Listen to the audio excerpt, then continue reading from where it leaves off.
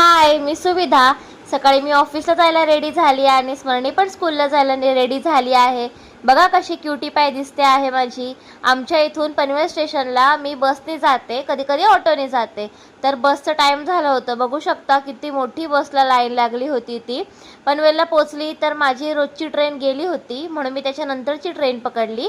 पण काय प्रॉब्लेम नाही, मी ऑन टाईम ऑफिसमध्ये पोहोचली. ऑफिसला पोचल्यानंतर लगेच खाली गेली, जिकडे आमचं हार्डवेअर वगैरे असतं तिथे.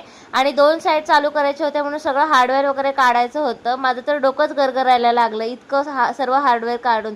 दुपारच्या वेळेमध्ये ब्लॅक कॉफी घेतली आणि म्हटलं आता थोडंसं रिलॅक्स व्हावं. तर लगेच सरांची ऑर्डर आली की साईटवर जा, इन्स्टॉलेशन चालू आहे, तिकडे एकदा व्हिजिट करून ये.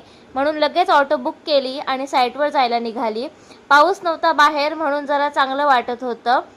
वाशीला मी चालली होती साईटवरती, कारण का तिकडे मॉड्युलर किचनचं इन्स्टॉलेशनचं काम चालू आहे त्याच्यासाठी. आणि हे काका ऑटोने जसं काही विमानच चालवत होते, म्हणजे इतकी फास्ट ऑटो चालवत होते की काय सांगू तुम्हाला.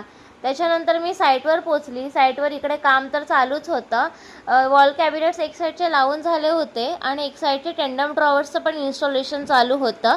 ह्या साईट कंप्लीट झाल्यानंतर त्याची व्हिडिओ माझ्याकडे येईल, तेव्हा मी नक्कीच तुमच्यासोबत शेअर करीन. बिफोर आणि आफ्टर तुम्हाला पण कळेल. त्याच्यानंतर संध्याकाळी घरी आले. लवकर आल्यामुळे दिवाबत्ती केली. मी दिवाबत्ती केल्यावर स्मरणीने लगेच शुभंकरोती बोलायला घेतलं. त्यानंतर तिचा मी अभ्यास घेतला. आज स्मरणी कॉम्प्युटरचा अभ्यास करत होती. बापरे, म्हणजे इतक्या लहान मुलांना कॉम्प्युटर. आम्हाला तर कॉम्प्युटरचा सी पण माहीत नव्हता जेव्हा आम्ही फर्स्ट सेकंडला होतो ते.